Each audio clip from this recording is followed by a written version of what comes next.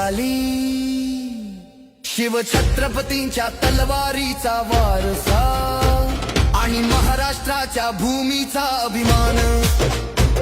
या दोन्हीच्या धगधगत्या परंपरेतून एक नेता उभा राहिला ज्याने भविष्याला नवा आकार दिला